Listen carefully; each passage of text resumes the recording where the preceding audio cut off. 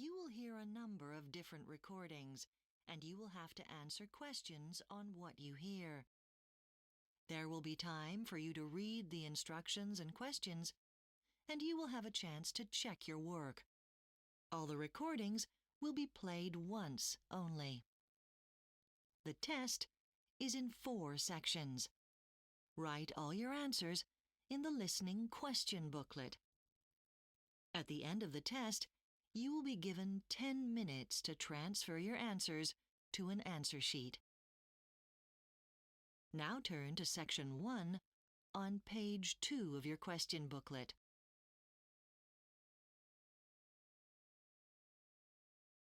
Section 1. You will hear a telephone conversation between a travel agent and a customer.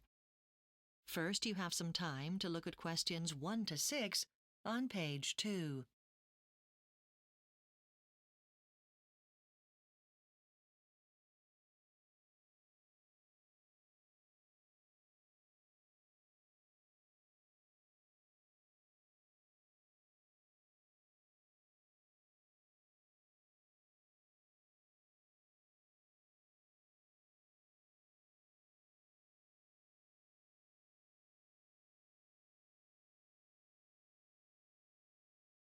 You will see that there is an example that has been done for you.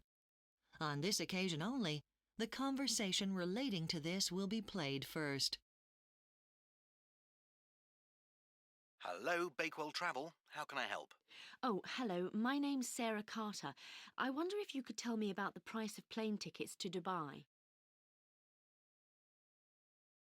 The customer wants to travel to Dubai, so Dubai has been written in the space. Now we shall begin. You should answer the questions as you listen because you will not hear the recording a second time. Listen carefully and answer questions 1 to 6. Hello, Bakewell Travel. How can I help? Oh, hello. My name's Sarah Carter. I wonder if you could tell me about the price of plane tickets to Dubai. Our computers are down, so what I can do is take some details about you and your travel plans. Then when everything's okay again, I can call you back, all right? OK, then. Right. So some details first. Your name was Sarah Carter, wasn't it? That's right. And can I take a contact phone number? 07958 847 222. Now, I'll probably need to get back to you on this. Shall I call you back tomorrow morning? Oh, I work on Wednesdays. Can you call me back on Thursday before 12? Fine. OK, so, Mrs. Carter, how many tickets will you need? 3 adults and 4 children. So, 7 altogether. Are all the children under the age of 14? They are, yes. Which date do you wish to travel on? Well, we definitely need to be there for the 24th. So if we leave the UK on the 22nd, we'll have time to recover on the 23rd. So, the 22nd of October? Not this month, next month, November. Right. And I assume these are return tickets? Yes, we want to fly back on the Tuesday. Is that the 25th or the 26th? It's the 25th, so it's going to be a short holiday. We're going to a wedding. We're not going for a holiday. Oh, that's nice. Now, do any travellers have any special requirements? You know, special assistance with mobility and that sort of thing? Oh, well, actually, yes. My son's allergic to cheese. It makes him really, really ill. Fine. So, as soon as I can, I'll look into finding some tickets for you. Before you hear the rest of the conversation, you have some time to look at questions 7 to 10 on page 2.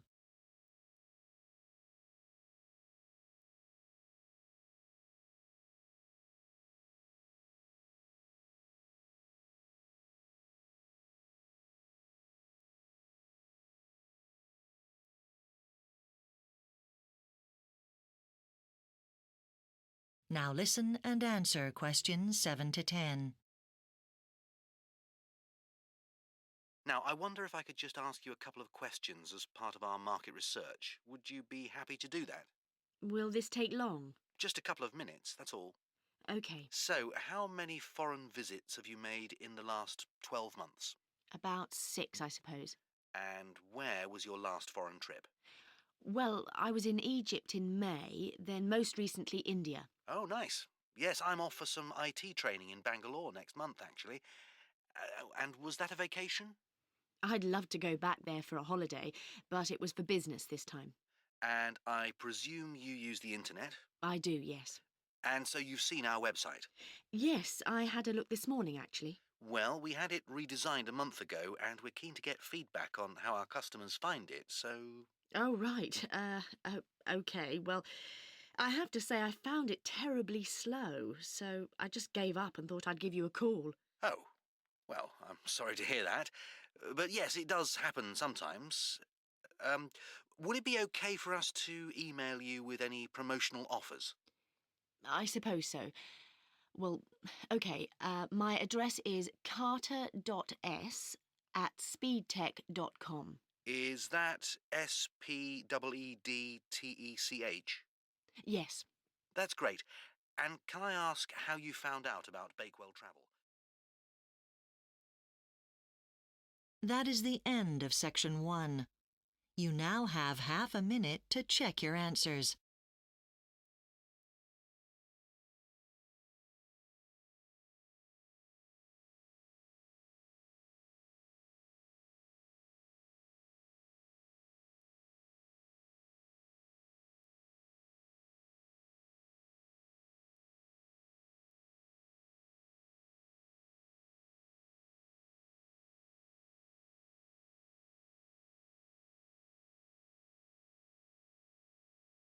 Now turn to Section 2 on page 3.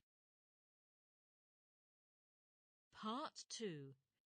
You will hear the manager of Cretan Running Sports Club, called Dave, giving some information about the running competition which will be held next month.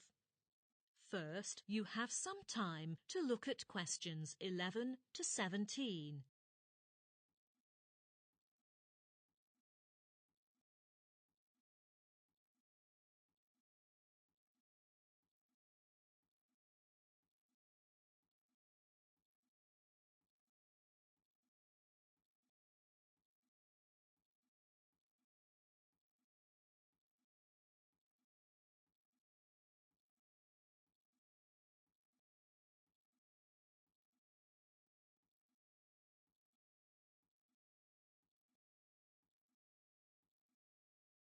Now, listen carefully and answer questions 11 to 17. Good morning, everyone. I'm Dave, the manager of Cretan Running Sports Club. Today, I'll tell you something about the running competition which will be held next month. As we know, the annual run is one of the most popular events in our town, and it attracts young and old every year. This year, we will continue the tradition, but there'll be some small adjustments. First, about the date. The exact time of the run is still on the first Saturday of May, but we'll inform you in advance if it's to be delayed due to bad weather. The run used to start at the park, which is being refurbished at the moment, so this time all the runners are expected to gather in front of the castle and start from there. The actual run begins at 9 a.m, but the runners start arriving at about 8:45, so some of you might have to get up early that morning if you live far away. Someone has asked how long you'll be required to run.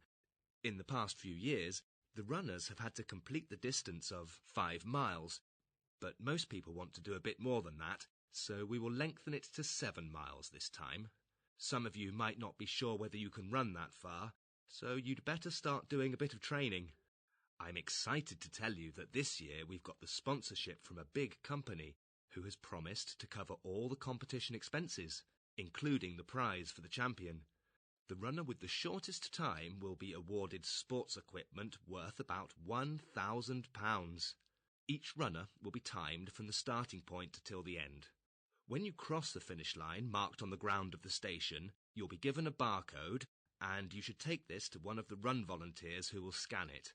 Then you can get your time on the computer immediately, and the volunteers will collect all the results. If you are interested in the run, I suggest you register as soon as possible. The deadline is next Sunday. However, I should tell you this year you can't enrol through the internet, but have to go to the town hall and give all the personal information and sign your name. It doesn't cost anything to register. As I've just said, all the costs related to the competition will be paid by our sponsor. As for the age limit, you have to be at least 16, and the top limit is now 70, though you need to obtain a health certificate from your doctor if you're over 60 years old. If you do come and participate in the run, I definitely recommend that you should prepare an extra pair of shoes, as last year one of the runners got something wrong with his shoes during the running and had to give up halfway through the competition. Besides, a jacket will also be advisable, so you don't catch a cold after sweating a lot during the running. There is no need to worry about snacks or drinks, as every runner will be supplied with chocolates and bottled water. Before you hear the rest of the talk, you have some time to look at questions 18 to 20.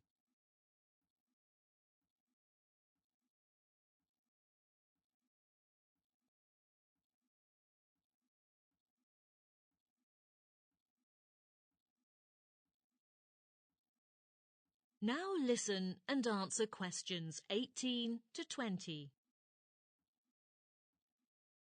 To prepare for this annual running competition, our club is going to organise a training class for all the participants. In the class, an experienced trainer will teach you the professional steps on how to do a running competition, like warming up before running. For those who plan to do training by yourselves, there are some suggestions for you. First, don't just do morning jogging with your dog. Remember that you're going to compete with others. I know some people like to exercise in groups, but it's more effective to run with your friend who can be your rival and stimulate your potential. Then I suggest you make a record of your running time. It can show whether you've made any progress day by day. What's more, you'd better get used to different roads and paths in the countryside or village, as you won't just be running on level ground during the competition.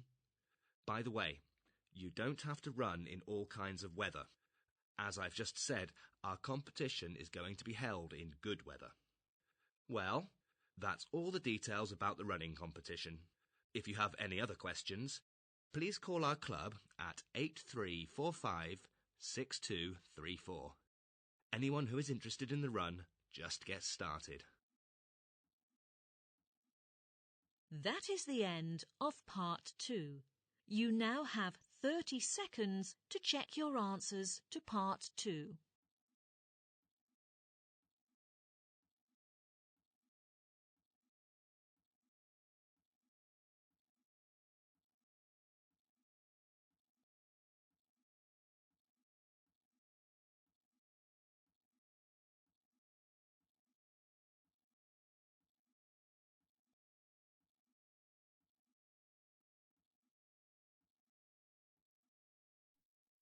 Section 3. You'll hear two students named Rick and Nina discussing about selective courses. First, you have some time to look at questions 21 to 26.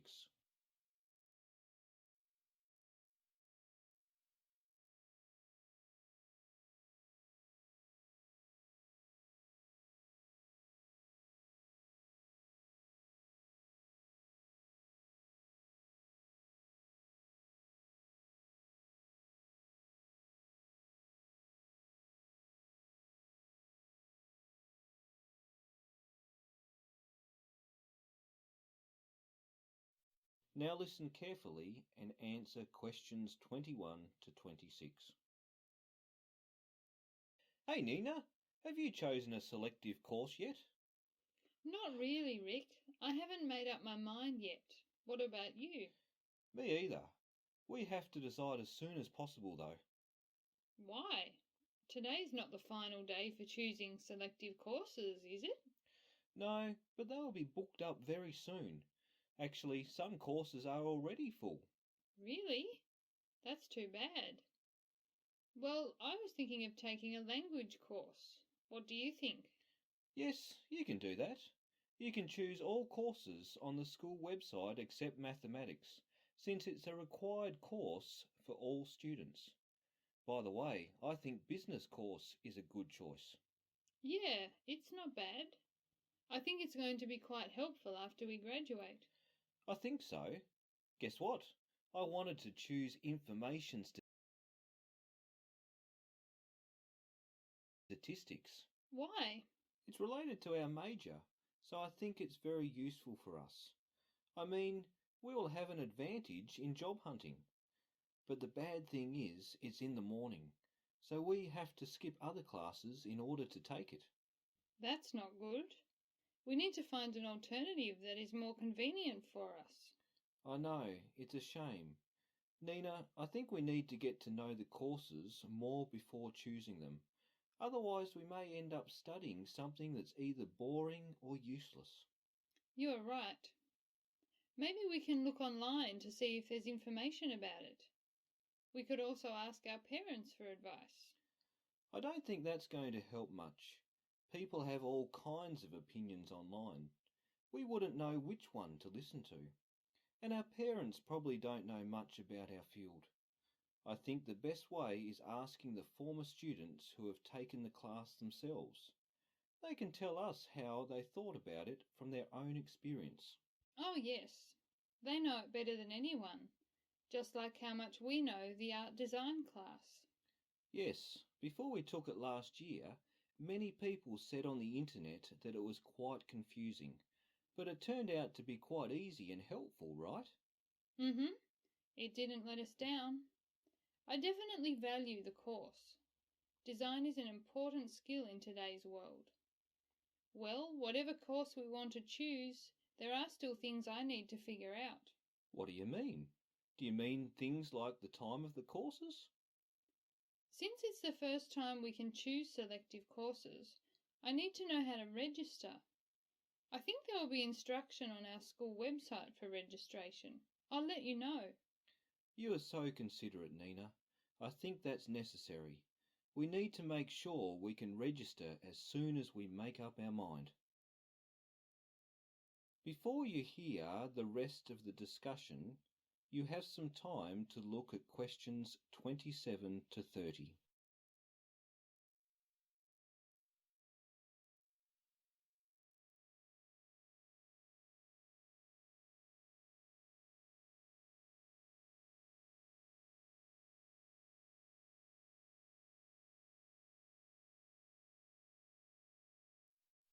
Now listen and answer questions 27 to 30. The courses we studied last semester were quite interesting. Maybe we could get some inspiration from those courses. Do you think so? Well, yeah, some of them were quite fun for me, such as metallurgy, though there were quite a lot of terms to remember. But there's also a lot of useful information about it on the internet, which made things easier. That's right, I can refer to many things when I was working on the paper. And the professor in fluid mechanics was really patient. His explanation was crystal clear, so students had no difficulty understanding it. Yes, that's true. I was good at this course. What do you think of computing? I think it was kind of boring in the beginning. Do you think so? That's exactly how I felt. There are a lot of numbers to deal with, but thankfully it got more interesting when the course went on. Right. Because later we could relate the theories to real life examples. Exactly. Another course that I think was really practical is energy economy. Oh, yes. There were a lot of practical works in the course. What we learned can come in handy in our future jobs. We should make the decision based on our own experience and preference. Yeah. Anyway, we really need to hurry up. I'm sure we can reach a conclusion today. That is the end of section 3. You now have half a minute to check your answers.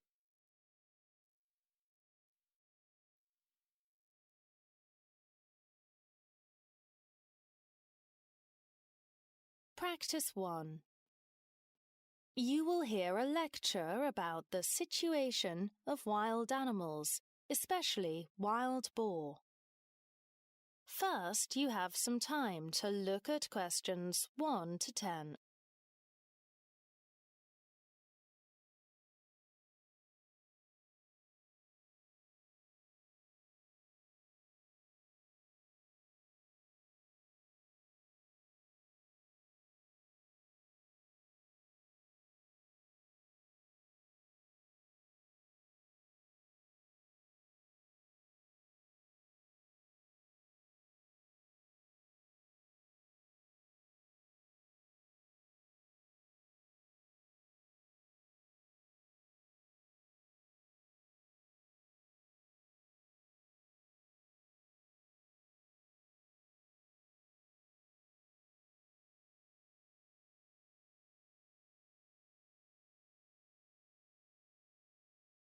Now listen carefully and answer questions 1 to 10. Good morning. My name's Jim Robinson, and today we're going to look at the control of wild animals, specifically wild boar. Now, boar have been natural inhabitants of Western Europe for thousands of years, but in recent years, there has been a surge in boar activity that poses real threats. Boars are not currently on the protected animals list, which is perhaps why there has been a spike in their breeding activity. Boars are an indigenous species and are particularly plentiful in rural France and the Bavarian uplands of Germany. Boar hunting is a European tradition that goes back to Roman times and became particularly popular among courtiers during the Middle Ages. Even during the 20th century, boar hunting was seen as an integral part of rural life. The decline in boar hunting has obviously led to a rise in the boar populations of Europe, and the situation has reached a critical point, with boar posing a critical threat to the environment. Proponents of boar hunting cite this factor as a major reason why boar populations should be contained. Boar also pose a threat to humans too, with countless reports of people being injured during boar attacks.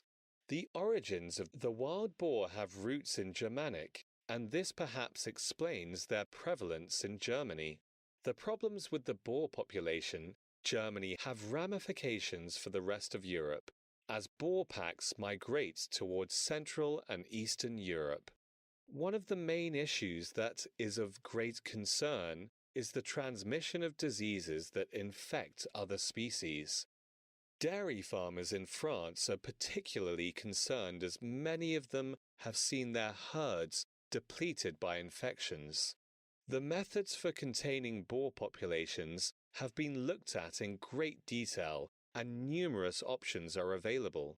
One is to encourage more boar hunting in wild regions, such as mountains and forests.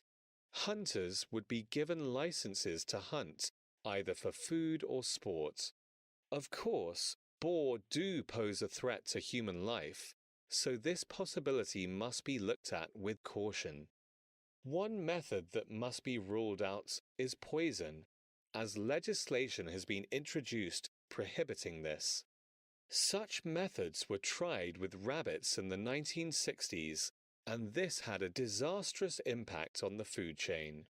The introduction of natural predators into the ecosystem is also an option that can't be considered. The only known predators of boar in the world are wild cats, like lions and tigers. Obviously, there's no way such animals can be allowed to roam the mountains and forests of Europe. Given the threat that boars pose to humans, it is imperative that forest-dwelling boar are kept well away from people in cities. This is absolutely essential, as human safety must be the main priority of policymakers. By the 11th century, boars in several European countries were becoming increasingly rare in Great Britain.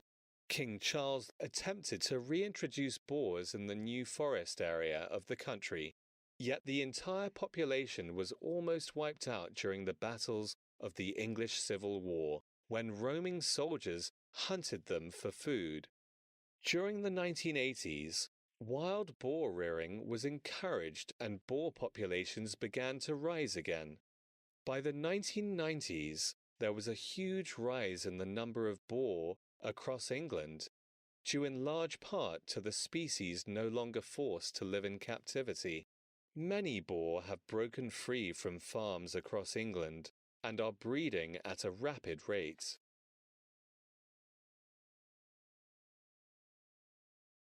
Aside from their environmental threat, boars also pose a problem for farmers growing crops and vegetables. Other species such as red deer are a threat to farm produce like grain and potatoes, but boars certainly present the most serious risk. The damage done to the farming industry is estimated to cost millions of pounds, and insurance payments as a result of this have spiked in the last decade. Red deer are predominantly confined to forest areas, and it is unusual to see them outside their habitats during the summer months. However, as the weather gets colder, they can be seen looking for food around local villages and fields. Red deer have their origins in Asia and are ruminant species, which means they have a stomach that consists of 4 compartments, much like cows. They are slaughtered for food, and their meat is sold as venison and is increasingly popular among consumers. There are 9 subspecies of red deer, with 3 of them on the endangered species list. The deer population doesn't pose the same threat as the boar population, but it certainly needs to be addressed. Forest areas are their main habitats, and they are now breeding at a much higher rate than in previous years. Of course, deer are an important part of the food chain and are an important part of the hunting traditions of the UK, so it is important that their population is kept stable for this reason. Though the real concern is the problems that deer present for farmers who have seen their crops suffer in devastating ways. Protection needs to be offered, and many farmers report building large perimeter fences around their fields to keep deer out, which costs them a huge amount of money. Government funding is so far inadequate to offer the protection farmers need, but ways are being looked at to provide subsidies through other means. That is the end of practice 1. You now have half a minute to check your answers.